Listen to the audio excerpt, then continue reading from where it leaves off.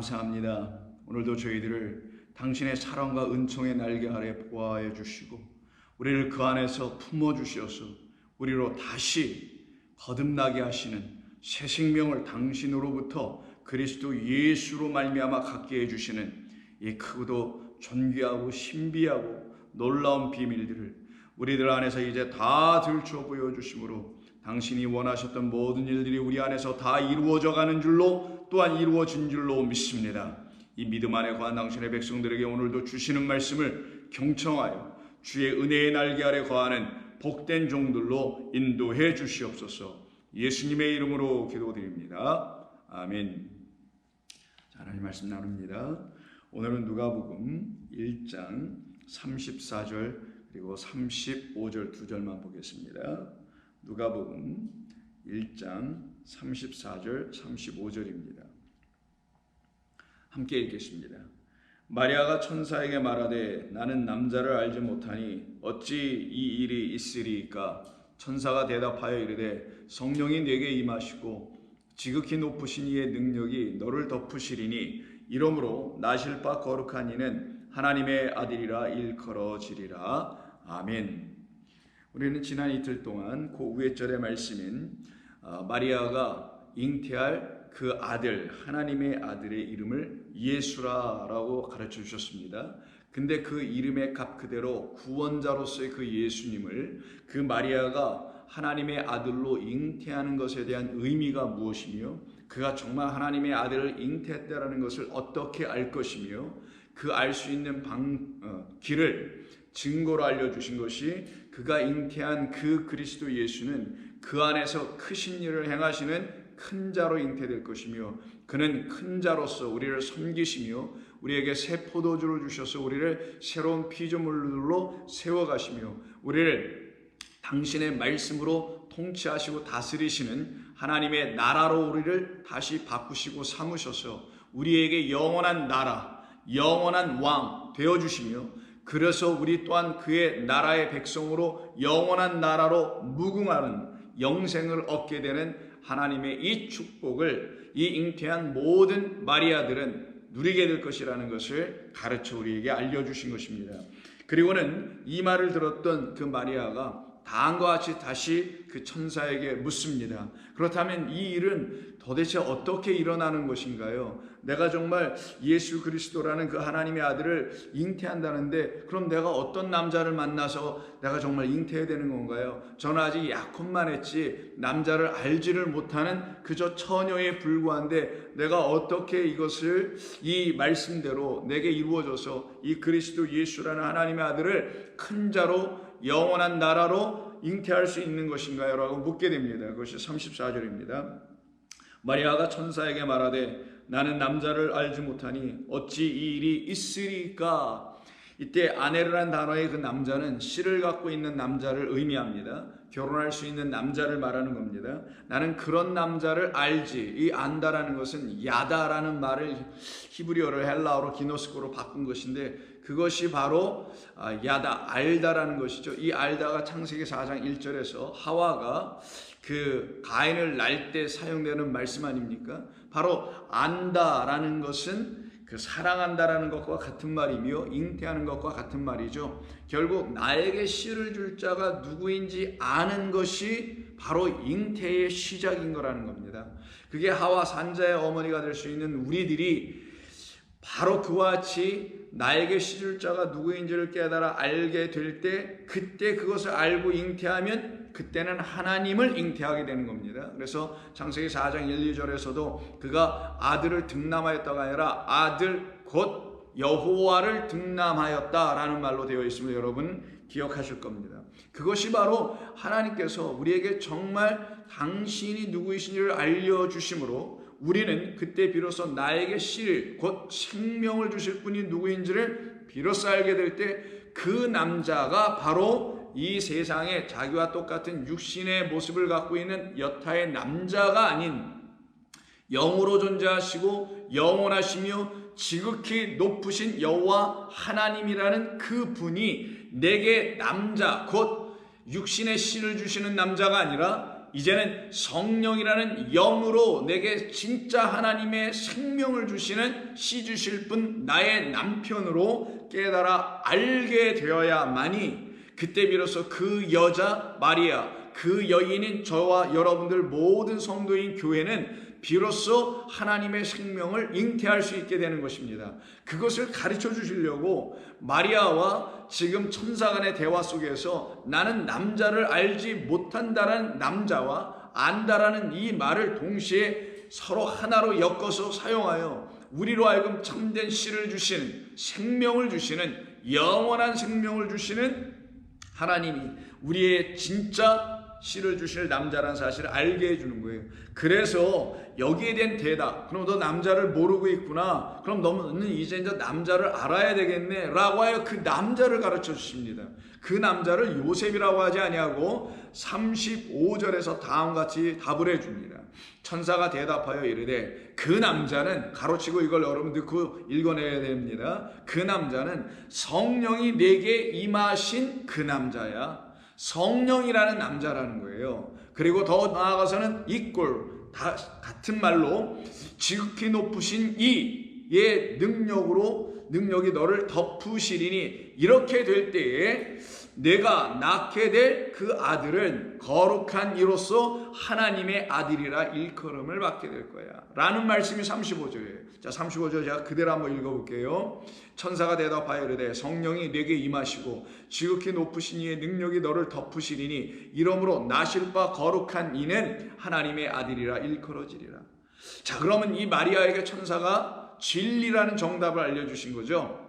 어떤 진리를 그가 찾고 있는 답으로 알려주신 것인가요? 우리가 찾고 두들기고 그리고 발견하길 원하는 그 답, 그 진리를 어떻게 이 천사는 마리아와 동시에 우리들이란 또 다른 마리아들에게 알려주시는 건가요? 바로 그 남자는 하나님이시라는 분이다라는 거예요. 그 하나님을 성령으로 말한 것이고 거룩한 영이라고 한 것이며 지극히 높으신 이라고 말씀한 거예요. 그래서 성령이 내게 임하시고 지극히 높으신 이의 능력이 임하신다라고 되어 있네요. 그러면 성령이 임하실 때는 지극히 높으신 그 영으로 존재하시는 하나님이 우리에게 임하시는 거고요.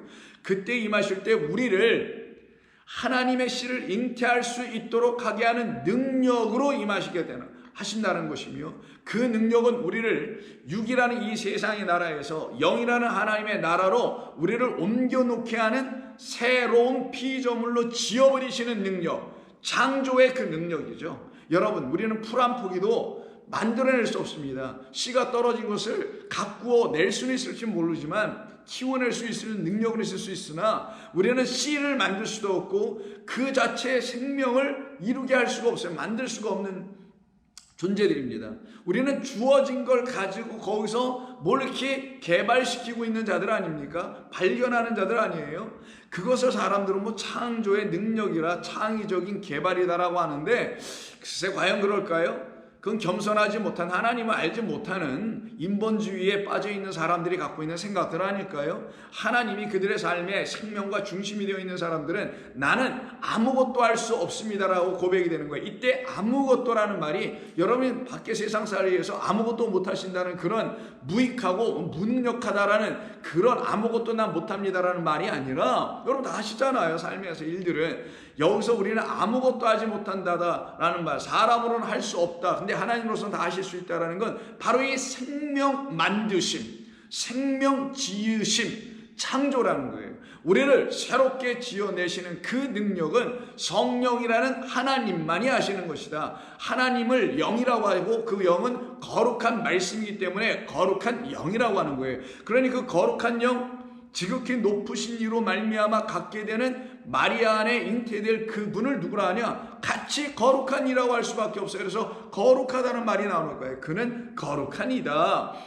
거룩한 말씀이다. 그래서 그때 너희 안에 머물게 되는 거룩한 이, 곧 거룩한 씨, 거룩한 아들, 거룩한 말씀으로 이 땅에 오신 그 하나님을 너희가 잉태하게 되면 그들이 너희에게 진정 하나님의 아들이 되는 것이지. 근데 그 아들은 너희를 위해서 죽으러 온 아들이요, 너희를 살리러 오는 아들이라는 것을 너희가 비로소 이렇게 성령으로 잉태하는 역사를 하나님의 능력으로 덧입게 됐을 때 나타나고 이루어지게 된다는 거예요. 그때 이 모든 일을 하시는 분을 성경은 그 앞에 32절에서도 그 천사가 말씀을 마리아에게 해줬을 때 이렇게 얘기합니다.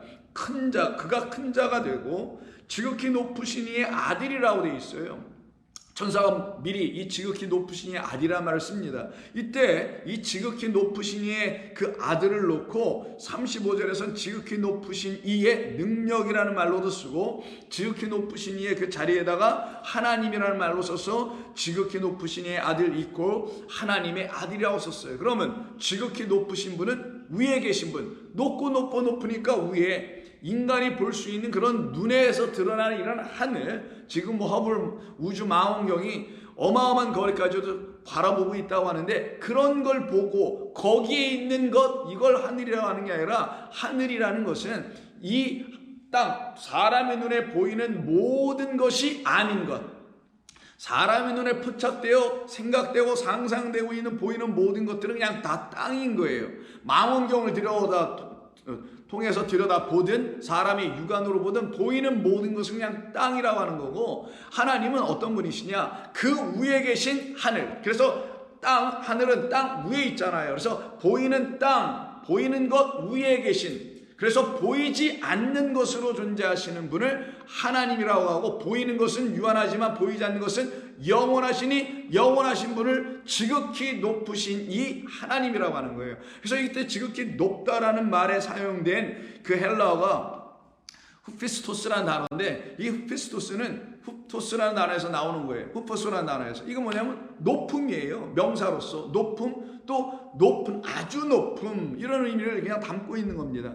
그 말엔 뭘 강조한 거냐면, 성경에서 말하는 진리로 잘 들어보면은 우리의 눈으로 확인할 수 있는 게 아닌, 우리의 생각과 우리의 지성과 우리가 만들어냈던 과학적 장비라든가 우리의 기술 능력으로 발견할 수 있는 분이 아닌 분을 지극히 높으신 분이라고 하는 것이에요. 그런 의미인 것이지, 높고 높은, 또 높임을 받으셔야 될 이런 종교적이고 이런 신비적인 의미가 아니라 이건 실질적인 거, 여러분이 스스로 생각해서 알 수 있는 내용입니다. 이거 인간의 어떤 힘과 수고나 애씀과 과학적 문명의 발달과 여러 가지 기술을 다 종합하고 해도 하나님은 그들에게는 발견되지 않는다라는 거예요. 그럼 누구의 눈들에 발견되냐? 그리스도 예수를 씨로 갖고 다시 잉태하여 다시 거듭나 하나님의 거룩한 이 곧 성령으로 말미암아 잉태하여 하나님의 영을 갖고 있는 사람들만이 드디어 하나님을 새 하늘로 바라보게 되는 거예요. 누구를 통하여? 새 땅을 통하여. 그래서 이 땅을 통하여서는 저 하늘밖에 못 봅니다. 저 스카이밖에 못 보지만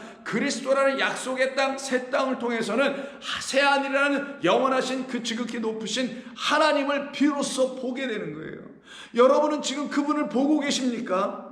여러분 안에서 그분이 보여집니까? 여러분의 눈으로도 정말 보여집니까? 여러분들이 이 세상의 만물을 보시면서 지극히 높으신 그 하나님을 보고 계십니까? 이분을 못 보고 계신다면 여러분은 그냥 이 눈에 들어오는 것만 보고 있는 거예요. 그건 자연신관에 빠지기도 합니다. 그건 잘못된 신앙을 갖게 돼요. 온전치도 못할 뿐만 아니라 아예 되어 있지도 않은 것을 말하기도 하는 것입니다. 그러나 우리 모두를 하나님께서 이렇게 새롭게 지으셔서 이렇게 마리아의 이야기, 예수님을 잉태하는 이야기를 통해서 우리가 무엇이 되며 우리가 누구로 바뀌어지며 우리가 어떻게 다시 지어지게 되는지를, 하나님은 우리를 왜 이 땅 모두를 육으로 한번 지어놓으신 이유가 무엇인지를, 하나님 그 육으로 지어놓으시고 끝내신 분이면 우리를 사랑하시는 분이 아니나 하나님 그 육으로 눈에 보이는 모든 것을 지어놓으시고는 이건 다 그림자다, 이거는 어떠한 것에 대한, 그 진짜 더 좋은 것에 대한 너희들이 상상조차 할 수 없는 그 진짜 좋은 일에, 좋은 것에 대한 그림자 모형에 불과한 것이다. 그러니 너희들이 이 모형에 붙잡히면 안 되고 이 그림자에게 덮여지면 안 된다. 그 그림자의 모형에 덮여지면 이 첫째 하늘과 첫째 땅 아래에 갇혀서 사는 걸 말하는 것이며, 그 안에서 갇혀 살면 거기가 지옥이 되는 것이다 라는 거예요. 우리를 가두어 버린다는 것이죠. 우리가 눈을 떠 하나님을 바라보지 못하게 되는 역사가 나타나게 되는 거라는 거예요. 그런 그곳에 있는 우리들을 하나님께서 사랑하시기에 진짜 것을 갖고 계시기에 그 말이에요. 사랑한다는 건. 사랑한다는 것은 진짜 해결안을 갖고 있는 것을 사랑하는 자에게 내줘야 그가 정말 그를 사랑하는 자 아닙니까? 말로만 사랑한다면 어떻게 하겠어요? 그 사랑의 반은 이룬 것이죠. 내 마음은 정말 사랑해. 근데 그 마음만이 아니라 그럼 그가 필요한 것을 공급해 줘야죠. 그래서 여러분들의 삶에서 누구에게 선한 일을 하는 것은 여러분 안에 참된 하나님의 사랑이 있을 때 그게 나타날 수 있을 것입니다. 그가 필요해. 그럼 말로만 하지 않고 단 얼마라도 아니면 어떤 형태라도 그와 같이 거해 주든지 그에게 어떤 도움이 필요하면 당장 달려가서 뭘 해준다든지 뭐 이런 등등으로 그에게 뭔가를 줘야만이 그가 이 사랑받아야 될 자가 당신 여러분들께 사랑한다고 말하는 그에게 진짜 사랑으로 뭔가 솔루션 뭔가 해결안을 갖고 있는 건 아니겠어요? 그런데 여기서 여러분이 어떤 분을 일시적으로 도와줬다 하면 1차적으로 도와줬다 한다면 그게 그분의 삶에 늘 그런 도움은 필요한데 이걸 계속 공급해 줄 수 있습니까? 여러분들이 그럼? 불가능하죠. 할 수도 없고 하다가 지치고 시험이나 들 겁니다.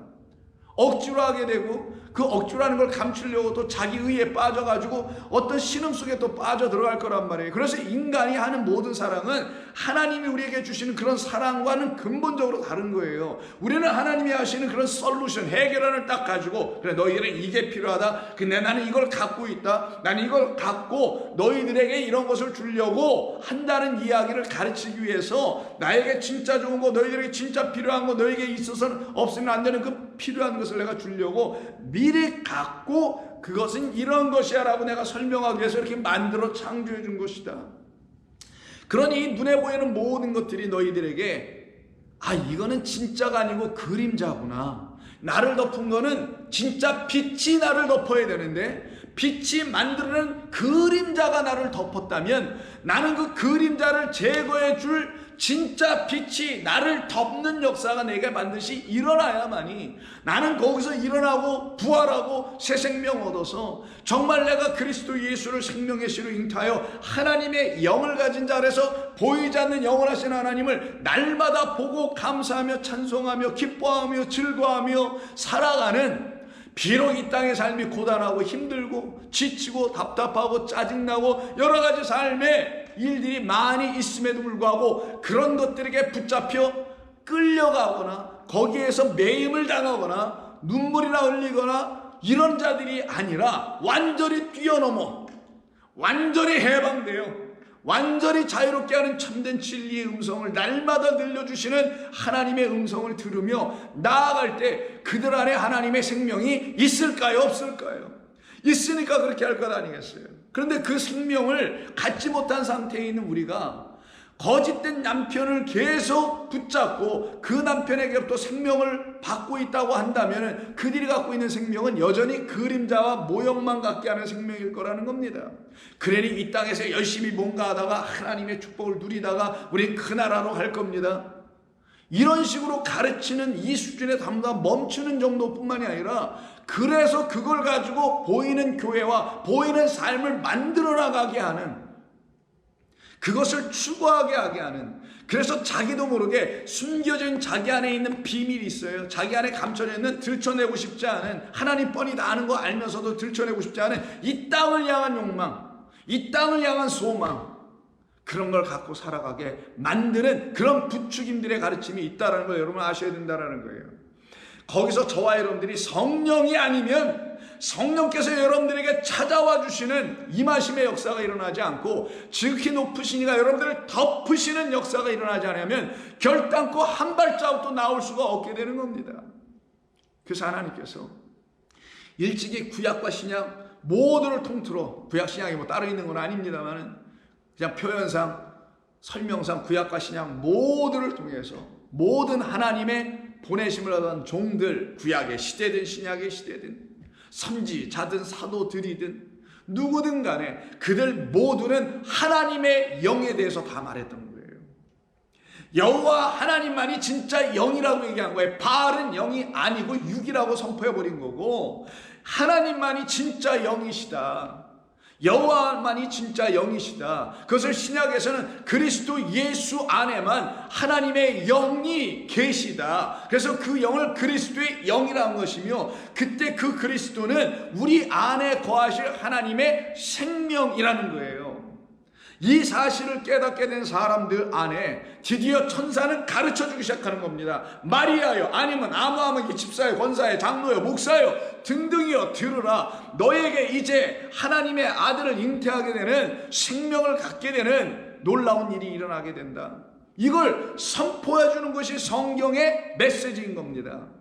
생명 갖는 거예요. 성경의 이야기는 그걸 영생을 얻게 하려 함이라는 말로 압축하여 요한복음 3장 16절에서 말씀하고 있는 거 아니겠냐고요. 그때 영생이 뭐 영원히 사는 게 아니라 진짜 생명이라는 거예요. 진짜 생명, 참 생명. 그 생명을 갖다가 영원한 생명이라고 한 거예요. 왜 영원한 것이냐? 하나님이 영원하시니까 그냥 영원자 쓴 겁니다. 하나님의 생명이라면 사람들이 받아들이지 못하고 이해하지 못할 것 같으니까 영생이라는 말로 설명해 준 거라고요. 너희들 영원히 산다라는. 그럼 어떻게 되겠어요? 그 말을 이렇게 낚시로 걸려들긴 할 거 아니에요. 나 영생할 거야? 나 죽지 않는 거야? 나 죽음이 늘 두려웠는데, 이런 말로 1차적으로 낚여서 교회라는 곳에 들어와서 안전에 있는 거잖아요. 그럼 그들에게 다시 가르쳐 줘야지. 당신들이 알고 있는 그런 영생이 아니라, 그런 세상 사람들이 죽음을 두려워해서 또 이 땅에서 다 이루지 못한 한 때문에 어떤 새로운 세상, 저 세상에 가서 그걸 다 한번 누리고 살아야지. 그 하나님 나를 이렇게 긍휼히 여겨주시고 불쌍히 여주셨으니 나에게 그런 것을 보상해 주실 것이야. 난 그러니 그분을 믿을 거야. 그분이 하라는 대로 다 할 거야. 순종할 거야. 이러고 있는 사람들을 탐심에 빠진 자라고 하는 거예요. 뭘 탐심하냐? 결국은 천국을 탐심하고요, 영생과 구원을 탐하는 자들이 되는 거예요. 이러면 안 된다라는 거예요. 우리는 영원한 생명이라는, 영생은 영원하신 하나님의 것, 하나님이 우리에게 주시는 당신의 생명을 그리스도 예수 안에 있는 모든 자들에게는 놔준다라는 거예요. 그가 누구인지를, 당신이 왜 그를 보내셨는지를, 당신은 왜 그들을 우리 안에다 잉태하게 하시는지를 깨달아 알게 된 모든 사람들 안에는 그냥 선물은 맺혀지는 거예요. 그래서 태에 일어난 모든 열매는 하나님의 선물이 될 수밖에 없다라고도 말하는 거 아니겠냐고요. 그 역사가 일어나게 될 때 비로소 그들은 신약이냐 구약이냐 할 것 없이 다 여호와의 영을 이야기했구나. 그러니 그 여호와의 영을 구약시대 사람들이나 신약시대 사람들이나 누구나 할 것 없이 다 그 영을 기다렸구나. 근데 그 영은 오직 성경에서 말하는 엘로힘이라는 하나님, 그 여호와라는 하나님, 여호와의 영으로부터만 오는 것이구나 라는 걸 알게 되는 거예요. 그래서 같은 누가복음 24장 마지막 절, 엠마오로 내려가는 두 제자를 만나신 그 이야기 속에서 엠마오로 내려가는 두 제자는 예수님, 부활의 예수님을 만나기 이전에는 그들은 그냥 사람들이었을 뿐이에요. 예수 그리스도를 잉태하지 못한 사람들, 생명 없는 자들, 이 땅에 육으로만 살아가는 그 생명만 갖고 있는 사람들이었죠. 근데 주님이 찾아가셔서 그들의 눈을 열어주셔서는 마음이 뜨거워지고 하나님의 생명이 그들 안에 들어오죠. 그걸 잉태한다고 하는 거예요. 그 일이 일어나니까 그들이 어떻게, 예수를 잉태했으면 반드시 해산합니다. 해산하면 아들이 나죠. 그 아들 낳으면 어떻게, 아들 자랑할 거 아니겠어요. 여러분, 아들 낳으면은 아들 낳네 손주만 내서 자랑하죠. 이렇게 자랑하게 되는 걸 복음을 증거한다는 거예요. 내가 낳은 아들, 내게 임하셔서 나로 하여금 이런 아들을 잉태하게 하고 이런 그리스도라는 생명을 내가 가졌다라는 것을, 아들 낳음이라는 확신과 깨달음과 진리 안에 완전히 거한 자들이 낳는 아들. 그래서 그 아들을 이렇게 자랑하는 걸 복음을 증거하고 전파한다고 하는 거예요. 전도한다고 하는 거고, 그 일을 드디어 이들이 이뤄내게 돼요. 그게 45절 이하입니다. 이에 그들의 마음을 열어 성경을 깨닫게 하시니, 깨달으니 생명의 말씀이 들어왔네요. 말씀을 쉬니까 그들이 잉태하네요. 또 이르시되 이같이 그리스도가 고난을 받고 제3일에 죽은 자 가운데서 살아날 것과 또 그의 이름으로 죄사함을 받게 하는 회개가 예루살렘에서 시작하여 모든 족속에게 전파될 것이 기록되었으니 너희는 이 모든 일에 증인이라. 너 아들 낳았잖아. 아들이 너에게 증인되어 준다는 거예요. 증거해 주니, 너 증거를 받은, 성령으로부터 증거를 받은, 너 이제는 생명 가졌다고 증거를 받은 아들이 너의 손에 딱 있네. 그럼 너 어떻게, 내가 이제 그 아들의 증인 되는 거지. 나 아들 낳았어요. 내 아들 보세요. 얼마나 이쁜지. 이렇게 얘기할 것 아니냐. 마찬가지로 너를 살려낸 그 그리스도가, 그래서 죽으시고 부활하신 말이 있는 거예요. 죽으시고 부활하신, 너희 안에서 너를 위해 죽고 너희 안에서 너와 함께 죽고 너도 그래서 십자가에서 그리스도와 함께 죽고 그리고 그와 함께 부활하여 살아난 내가 너를 그렇게 만들어낸 그 아들을 어찌 이 세상에서 증언하는 사람이 증인이 되지 못하겠느냐. 이 일이 반드시 너희에게 일어나게 될 것이니 49절에서 볼지어다 내가 내 아버지께서 약속하신 것을 너희에게 보내리니 너희는 위로부터 능력으로 입혀질 때까지 이 성에 머물라. 이때 내 아버지께서 약속하신 것이 뭐예요? 성령입니다. 이 약속이 바로 뭐냐?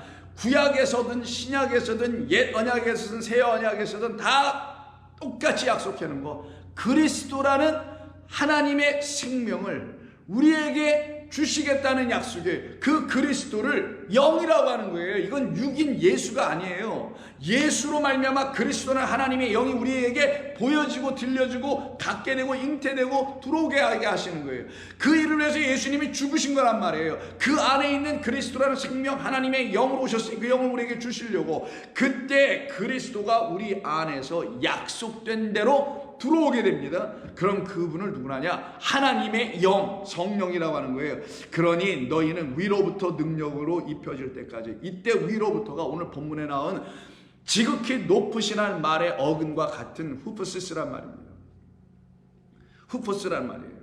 자, 그러니 위로부터가 아니라 사실 하나님으로부터, 지극히 높으신 하나님으로부터 오는 영, 곧 능력. 그래서 오늘 본문에서도 뭐라고 합니까?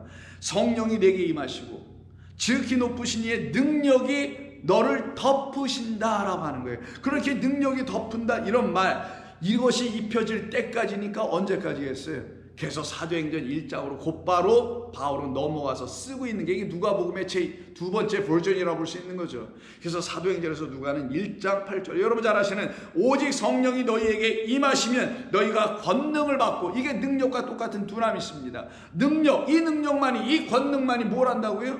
우리를 다시 지어내는 거예요. 우리를 그리스도라는 영을 잉태하고 여호와라는 영을 잉태하게 하게 하는 거예요. 그래서 여러분들이 성령의 사람이 비로소 되는 거예요. 하나님의 사람이 되는 거예요. The man of God, 말 그대로 하나님의 사람이 되는 거예요. 아우, 저 사람 보니까 저렇게 선한 사람이 없어. 하나님의 사람이야. 근데 그가 말하는 걸 보니 하나님의 영은 말하지 못하고 있어요. 그게 무슨 하나님의 사람이냐고요. 세상 사람들 가운데 그저 좀 착한 사람에 불과한 것이지, 착한 사람이 이 세상에 수두룩하게 많이 있습니다.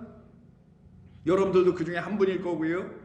그러니 그 권능을 받고 예루살렘과 온 유대와 사마리아와 땅끝까지 이르러 내 증인이 되리라. 그럼 누가복음 좀 전에 읽었던 24장 49절에 있는 말씀 그대로 48, 9절에 있는 것처럼 이 모든 일의 증인이 되리라. 너 안에서 이루어내신 그 모든 거룩한 일에 대하여 증인이죠. 예수께서 십자가에서 달리시고 죽으신 것, 이것에 대해서 증인되라는 정도가 아니에요. 그거는 누구나, 이런 증인 되게 하시는 성령이 없어도 누구나 그래, 그거 가서 전하면 된대, 전해야 된대, 예수는 우리를 위해서 죽으셨어, 예수는 우리를 위해서 부활하셔서, 이거 전하고 있는 게 이게 증인입니까? 아니면 여러분을 그렇게 십자가에 못 박으신 그분 때문에 여러분이 죽고, 옛것에 대하여 죽고, 그림자만 바라보고 있었던 것에 대하여 다, 그것을 바라보는 그 육신에 대해서, 육신의 삶에 대해서 다 죽고, 모형만 취하여 그걸 들고 뛰고 있는 그런 나의 옛 모습에 대해서 완전히 죽게 하신 분이 계십니다. 이걸 증거하는 게 증거겠냐고요. 이게 죽음으로 증거하는 거예요. 이게 그리스도의 죽음을 증거하는 자들이 하는 증거입니다. 그들을 증인이라고 하는 거예요. 그러니 이 일이 일어나게 된다면 그들에게 어떤 일이 일어난다는 거예요? 잉태 역사가 일어난다는 거예요. 그래서 지금 마리아가 여기서 잉태를 하는 겁니다. 그러기에 마리아는 그리스도를 잉태하게 된 거예요. 그러면 잉태했다는 말은 성령이 임한 걸 말하는 거고요. 성령이 임했다는 건 그리스도의 영이 우리 가운데 임한 걸 말하는 거고, 그리스도의 영이 임했다는 건 약속하신 대로 그 씨, 하나님의 말씀이 우리 가운데 떨어진 거예요. 떨어지기 전에는 엠마오로 내려가는 두 제자되지만 떨어지고 나면 다시 예루살렘으로 turning back 하게 되는 거예요. 이걸 회개 돌이킴이라고 하는 거예요. 왜? 거기에는 예루살렘이라는 땅의 예루살렘으로 살아가는 예루살렘의 딸들이 있잖아요. 이 세상을 축소해서 표현하는 게 예루살렘이고 그 안에 있는 사람들이 예루살렘의 딸들이라는 거예요. 나를 위하여 울지 말고 너희의 자녀들을 위하여 울어라. 너희들이 낳아야 될 그 씨를 너희가 계속 이 땅에 있는 예루살렘으로 낳으면 되겠느냐? 너희는 하늘에서 내려오는 신랑을 위해 준비하고 예쁘게 단장한 새 예루살렘이 되어야지. 그러니 그들이 다시 복음을 증거하기 위해서 예루살렘으로 돌아가는 겁니다. 그래서 이들이 다 예루살렘으로 돌아간다는 말이 누가복음 마지막 24장 52절에 있는 거예요. 그들이 그에게 경배하고 큰 기쁨으로 예루살렘으로 돌아가 늘 성전에서 하나님을 찬송하더라. 이렇게 끝나요, 누가복음이.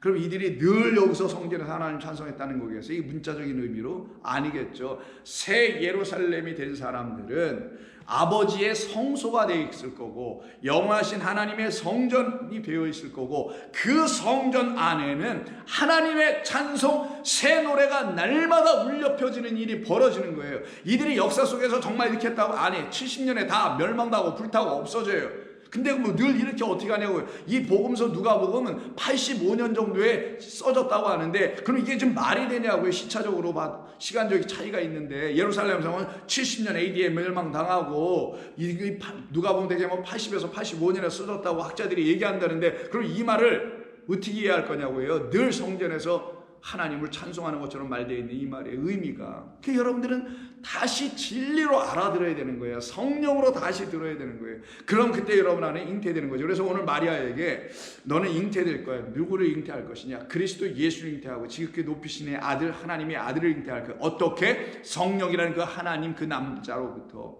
그러면 성령이 임한다는 겁니다. 성령이 임한다는 건 성령 충만 뭐 은사 충만 이런 걸로 자꾸만 사람들이 이거를 왜곡시켜가지고 엉뚱한데 불러들여가지고 뭐 하고 있는 것 같은데 그런 게 성령 충만이 아니라 성령으로 충만한다는 건 아들로 충만한 거고 씨로 충만한 거고 그걸 잉태하는 거라고 그래요. 그럼 잉태라는 이야기가 오순절 사건으로 기록되어 있는 사도행전 그 다음 장인 2장의 기록 아닙니까? 2장에서 오순절에 모여서 기도했더니만 이들이 약속하신 대로 믿고 기도했더니만 여러분들도 그 약속을 믿고 하나님을 향하여 하나님의 기다림, 소원하심을 기다리고 있으니 어떻게 되겠어요? 그 기도가 응답되지 않겠어요? 그럼 그들 안에 하나님의 영이 임하시겠죠? 그래서 4절 성령의 충만함을 다 같이 받고 성령이 말하게 하심을 따라 다른 언어로 말하기 시작하더라. 이게 증인이에요. 말을 하는 게 증인이에요. 근데 어떤 말? 성령의 말로. 육의 말, 문자의 말, 이 기록된 말을 가지고 성령의 말로 다시 바꿔 말하는 자. 되게 된 사람들을 성령으로 잉태한 사람. 그래서 사람들은 오순절 이 사건 2장, 사도행전 2장을 교회의 탄생으로 얘기해요. 그거는 오해한 표현입니다. 그거는 어떤 교회를 프랜차이즈 하려고 하는 사람들이 만드는 이야기라고 저는 생각합니다. 사도행전은 1장부터 28장을 통해서 우리 안에 하나님의 영이 씨로 떨어지게 하는 역사를 일으켜 냈다라는 사실을 증거하고 있는 책인 거예요. 이게 누가가 쓴 겁니다. 그러면 29장 우리가 또 써야 된다 그래서 chapter 29 of Acts 이런 얘기를 지금 슬로건으로 내놓고는 막 나가서 무슨 뭘 전해야 된다. 뭘 전했어요? 도대체 어떤 복음을 전했느냐고요, 그들이. 이건 교회의 탄생이 아니라 교회 탄생이라 합시다. 근데 어떤 교회? 그들은 눈에 보이는 교회를 자꾸만 탄생시키려고 하는지 모르지만 여기서 말하는 건 한 사람인 우리 각각 이 모든 하나님의 신부인 우리가 하나님의 영 그리스도 그 씨로 말미암아 다시 태어난 나 자신을 말하는 거예요. 이들 한 사람 한 사람 120명이 각각 다 새롭게 태어났단 말이에요. 이들이 다 새로운 자가 된 거지. 이들이 지금 뛰어나서 나는 교회 됐다고 했어요? 아닙니다. 그런 말 한 적 없어요. 이들이 언제 교회를 이곳저곳에서 세운다? 이런 말 없어요. 그렇게 세우는 게 아니었단 말이에요. 하나님의 백성으로 다 거듭나는 역사, 다시 지어지는 역사, 다시 태어나는 역사는 성령이 하나님의 씨로 그들 가운데 떨어지는 잉태 역사로 시작되었다는 말을 하는 거예요. 그러면 그 성령을 잉태한 사람들, 성령으로 그리스도를 씨로 말씀으로 약속 가운데서 잉태한 모든 사람들을 누구라 하냐? 새 사람이라고 하는 거예요. 새로운 피조물이라고 하는 겁니다. 이렇게 새로운 피조물 되어 있는 그들이 나가서 복음이라는 것을 증거하는 증인의 삶을 살 수 있게 된 겁니다. 그러니 여기 성령이 내게 임하시고라는 임한다는 말에 에페로코마이라는 단어를 쓰거든요. 에피에다 에르코마이를 합성한 건데 뭐뭐 위에 오다. 그래서 이게 어디서 사용되냐? 좀 전에 우리가 읽던 사도행전 1장 8절에 있는 성령이 내게 임하시면, 이 말을 쓴 거예요. 그러면 성령이 내게 임하신다는 오늘 1장 35절의 말과 똑같은 얘기를 쓰죠. 오순절 성령이 그들에게 임하셨죠. 그게 다 뭐라고요? 그게 바로 예수를 잉태하는 거야. 누구로? 지극히 높으신 이의 아들인 거룩한 말씀으로, 그걸 성령 영이라고 한다. 하나님의 아들을 잉태했다고 하는 것이고, 하나님의 아들을 잉태한 자들을 다 하나님의 아들들이라고 하는 것이다. 그런 역사가 일어나야 되는 거예요. 그러니 지극히 높으신 이의 능력이 덮어버려야만 되는 거예요. 성령이 딱 임하시면 그걸로 끝난 게 아닙니다. 성령이 임했다는 건 나를 어떻게 한다고요? 다시 낳게 하는 거예요. 나를 다시 한번 낳게 하는 거예요. 육으로 낳고 이 세상 아랫물과 어머니 뱃속에 있는 그 양수로, 태에 있는 그 양수로 나오고 있었던 그 상태를 우리 하나님께서 야 그거 갖고 안 되는 거야 라고 다시 지어내시는 그 이야기를 이 누가는 어떻게 증거했냐면 지극히 높으신 이의 능력이 너를 덮으신다고 했어요. 이게 바로 마태복음과 누가복음의 차이예요. 마태복음에서 예수님을 잉태하는 마리아의 이야기를 기록한 2장의 본문을 보면 그냥 성령으로 잉태했다.